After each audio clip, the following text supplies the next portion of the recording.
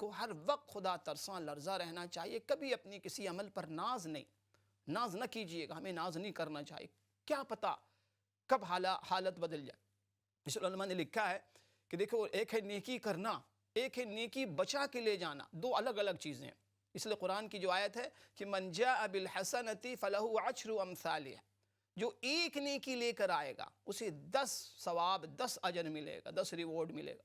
مفسرین نے لکھا ہے کہ یہاں اللہ پاک نے یہ نہیں فرمایا کہ جو نیکی کرے گا نہیں.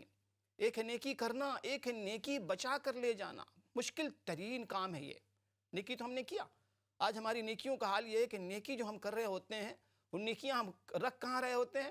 ایسے بیگ میں ہم نیکیاں ڈال رہے ہوتے ہیں جس بیگ کے اندر بڑا سا ہول موجود ہے، سوراخ موجود ہے. اوپر سے نیکی جا رہی ہے اور نیچے سے وہ نیکیاں نکل رہی. ہماری نیکیوں کی مثال اللہ ماشاءاللہ آج کے لیے نیکیاں خوب کی، ساتھ میں غیبت بھی جاری، ساتھ میں دل آزاری بھی جاری ہے، ساتھ میں ظلم بھی جاری ہے، ساتھ میں ماں باپ کی نافرمانی بھی جاری ہے، ساتھ میں شوہروں کی نافرمانی بھی جاری ہے، ساتھ میں اساتذہ کی بے ادبی بھی جاری ہے، ساتھ میں علماء مشائخ کی بے ادبی بھی ہو رہی ہے، ظلم ہو رہا ہے، رشوت ستانی ہو رہی ہے. اس تمام گناہ کا سلسلہ جاری و ساری ہے. تو وہ نیکیاں جب ہم نماز پڑھ کے اس بیگ میں ڈالتے ہیں، نیچے سے وہ نیکیاں نکل جاتی. جیسے آپ کسی کمرے میں اے سی آن کر رہے ہو، کر کے دروازے ونڈو آپ کھول دیں، ظاہر ہے کہ اے سی ورک نہیں کرے گا، اے سی کا آپ کو فائدہ نہیں پہنچے گا، چونکہ دروازے ونڈو سب کھلے ہوئے.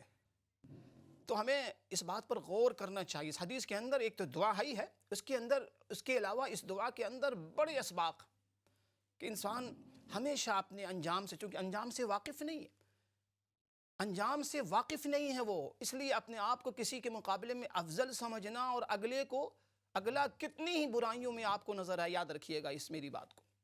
اگر کوئی شخص بظاہر کتنی ہی گناہوں میں ملوث مبتلا آپ کو نظر آئے، اللہ کا واسطہ ہے کبھی اس کے بارے میں جہنمی ہونے کا فیصلہ نہ کیجیے گا. کیونکہ آپ کو نہیں پتا کہ اس کا خاتمہ کس حال پہ ہونے والا، اور ہمارا اپنا خاتمہ ہمیں نہیں پتا. بظاہر ہم کتنی اچھے ہوں، ہم نے بڑے سے جبے کبے پہن رکھے ہوں اور بڑے سا ہم نے دستار پہن رکھا ہو، بڑی سی ہاتھ میں تسبیح ہو، خوبصورت سی چہرے پہ داڑھی ہو اور چہرہ بڑا معصوم نظر آ رہا ہو، ہمیں نہیں پتا کہ ہمارا انجام کیا ہونے والا ہے. عبدالقادر جیلانی رحمۃ اللہ علیہ کے بارے میں آتا ہے کہ حضرت بہت ہنستے نہیں تھے. کسی مرید نے ایک مرتبہ پوچھا، حضرت آپ کو میں نے بہت ہنستا ہوا نہیں دیکھا، لاف کرتے ہوئے نہیں دیکھا. حضرت نے فرمایا کہ اس بات پر میں ہنسوں، کس بات پر میں خوشی مناؤں، ہمیں نہیں پتا کہ میرا انجام کیسا ہونے والا ہے. ہاں، اگر میرا انجام اچھا ہوا، عاقبت اچھی ہو گئی، خاتمہ ایمان پر اگر ہو گیا، تب واقعی خوش ہونے کی بات، تب میں خوشی مناؤں گا، تب میں خوش ہوں گا اور ہنسوں گا، لاف کروں. اس سے پہلے ہنسنے کی کوئی، خوشی منانے کی کوئی گنجائش نہیں، چونکہ مجھے پتہ نہیں کہ میرا انجام کس حال پہ ہونے والا ہے. اس لیے ہمیشہ ہر انسان کو اپنی انجام کی فکر کرنی چاہیے اور خدا ترساں لرزاں رہنا چاہیے. کبھی بھی اپنے آپ کو دوسروں کے مقابلے میں افضل سمجھنے کی غلطی، احمقانہ غلطی نہ کیجیے گا کہ میں بڑا افضل ہوں. ایون غیر مسلموں کو بھی آپ کو نہیں پتا کہ ان کا انجام کیا ہونے والا اور انجام کیسے ہوگا.